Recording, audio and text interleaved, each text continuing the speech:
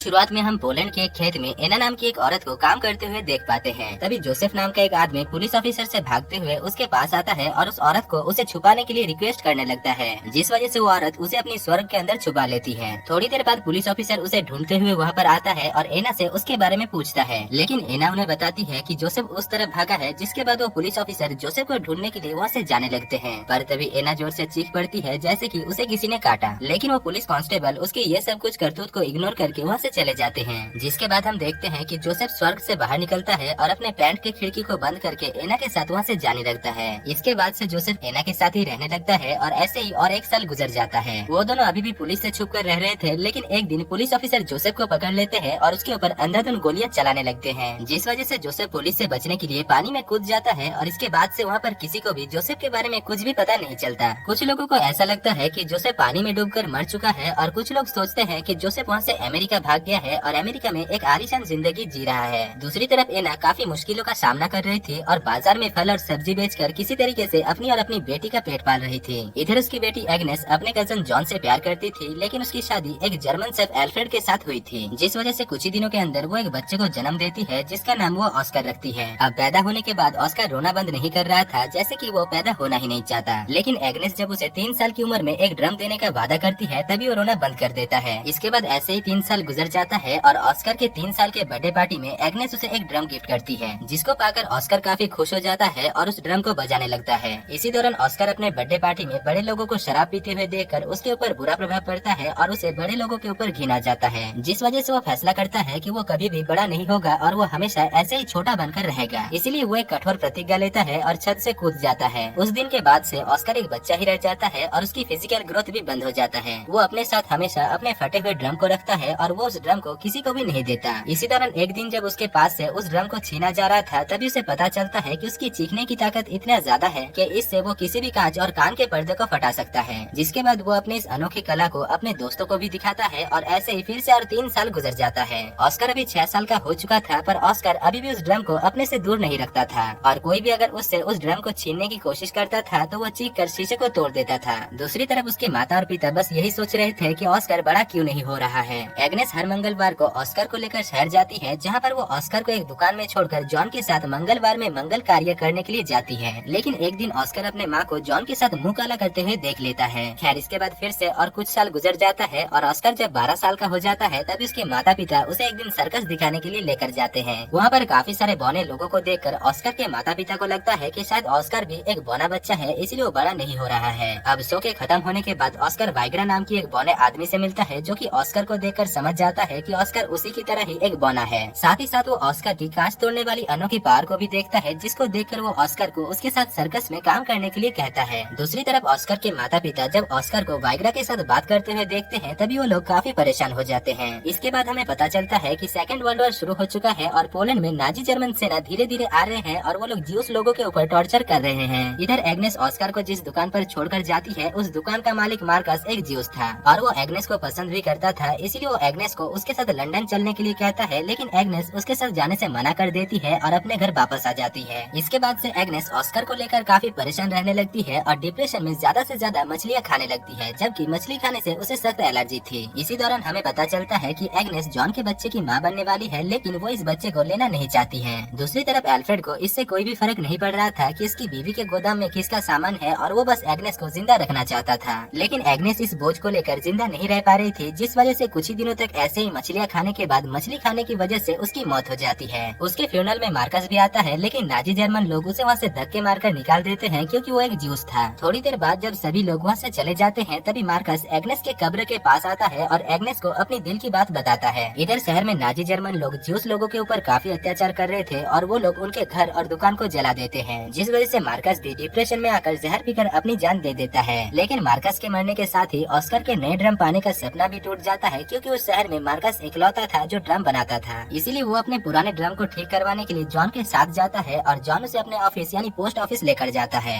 अब वहाँ पर पहुंचकर जॉन को पता चलता है कि नाजी जर्मन सिपाही उनके ऊपर हमला करने वाले हैं। इसीलिए पोस्ट मास्टर जॉन को भी एक गन देकर नाजी जर्मन के साथ उसे लड़ने के लिए कहते हैं। उस दिन वहाँ पर एक काफी भयानक हमला होता है, जिससे कि वो पोस्ट मास्टर घायल हो जाता है, जो कि इस हमले को लीड कर रहा था। यहाँ पर ऑस्कर और जॉन उसे बचाने की काफी कोशिश करता है, लेकिन वो दोनों उसे बचा नहीं पाते। इसके बाद नाजी जर्मन सिपाही पूरे पोस्ट ऑफिस में आग लगा देते हैं और जॉन के साथ साथ बाकी सारे लोगों को बंदी बनाकर उन्हें जान से मार डालते हैं। दूसरी तरफ ऑस्कर किसी तरीके से एक पागल आदमी की वजह से नाजी जर्मन सिपाहियों से बच जाता है। अगले सीन में हम देखते हैं कि अल्फ्रेड मारिया नाम की एक 16 साल की लड़की को अपने घर के काम में रखता है, जहाँ पर वो ऑस्कर की भी ख्याल रखती है। यहाँ पर ऑस्कर मारिया के साथ रहकर उसके प्यार में पड़ जाता है और उसे चाहने लगता है। उधर मारिया को लग रहा था कि ऑस्कर एक बच्चा है, पर ऑस्कर और मारिया दोनों की ही उम्र बराबर थी, जिस वजह से ऑस्कर मारिया के काफी करीब आ जाता है और मारिया को लेकर उसका विचार भी कुछ अलग ही था। खैर एक दिन ऑस्कर को पता चलता है कि एल्फ्रेड और मारिया के बीच अफेयर चल रहा है, जहाँ पर मारिया एल्फ्रेड को दिलो जान से चाहती थी, लेकिन एल्फ्रेड मारिया को बस इस्तेमाल कर रहा था, जिसको जानने के बाद मारिया काफी दुखी हो जाती है और रोने लगती है। इधर ऑस्कर मारिया को जब संभालने की कोशिश करता है, तभी मारिया उसके ऊपर गुस्सा होकर उसे धक्का दे देती है और उसे बोना कहकर गालियाँ देने लगती है। थोड़ी देर बाद जब उसका गुस्सा शांत होता है, तभी वो ऑस्कर के पास आकर उससे माफी मांगती है, पर बदले में ऑस्कर उसे मारकर वहाँ से चला जाता है। अगले सीन में हम देखते हैं कि मारिया एल्फ्रेड के बच्चे की माँ बनने वाली है, लेकिन ऑस्कर उस बच्चे को मारना चाहता है, पर वो जब उस बच्चे को मारने की कोशिश करता है, तभी मारिया उसे रोक लेती है। इसके बाद कुछ ही दिनों में मारिया एक बच्चे को जन्म देती है, जिसको पाकर घर के सभी लोग काफी खुश होते हैं सिवाय ऑस्कर के। यहाँ पर हमें पता चलता है कि ऑस्कर को ऐसा लग रहा था कि वो बच्चा उसका है, इसलिए वो उस बच्चे को काफी प्यार और दुलार देता है, जैसे कि वो उस बच्चे का पिता है। दूसरी तरफ ऑस्कर की पड़ोसन लीना अपने पति से खुश नहीं थी, क्योंकि उसका पति एक गे था और वो अपनी बीवी से ज्यादा नाजी जर्मन लड़कों के साथ वक्त गुजारता था। पर एक दिन जर्मन लोगों ने उसे नाजी जर्मन लड़कों के साथ गलत काम करते हुए देख लिया और सजा के तौर पर उसे जान से मार दिया गया। इधर ऑस्कर का दोस्त वाइग्रा सेकंड वर्ल्ड वॉर के वक्त नाजी जर्मन सिपाहियों के लिए काम कर रहा था, इसलिए वो ऑस्कर को भी उसके साथ काम करने के लिए पेरिस चलने के लिए कहता है, जिसके बाद से ऑस्कर वाइग्रा के साथ नाजी जर्मन लोगों को एंटरटेन करने का काम करने लगता है और इसी दौरान वो रोजलेती नाम की एक लड़की से प्यार भी करने लगता है, जो कि दरअसल उसी की तरह ही छोटा पैकेट और बड़ा धमाका थी। अब ऑस्कर की वहाँ पर काफी अच्छी तरीके से कट रही थी, लेकिन तभी एक दिन अमेरिकन सोल्जर उस जगह पर हमला करते हैं और इस हमले के चलते रोजलेती की राम नाम सत्य हो जाता है और ऑस्कर के पास से उसका इकलौता प्यार भी छिन जाता है।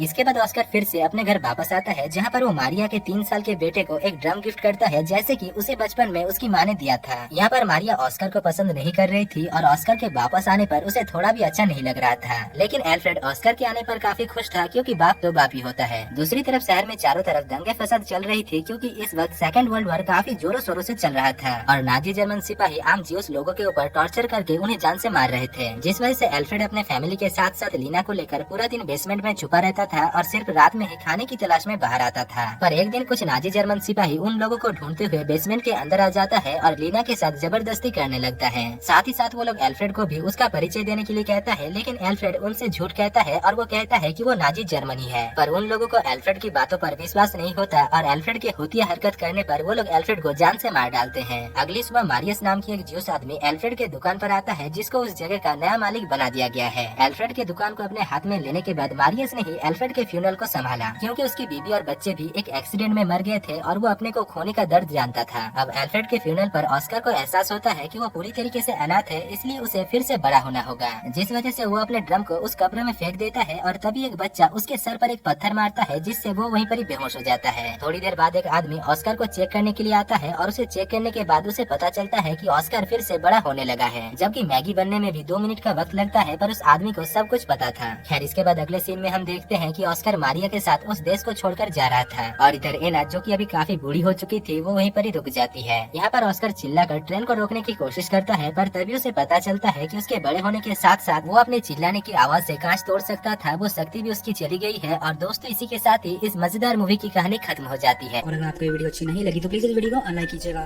ताकि मुझे मेरी गलती का पता चल सके। और हाँ, मेरे चैनल को सब्सक्राइब करना मत भूलिए।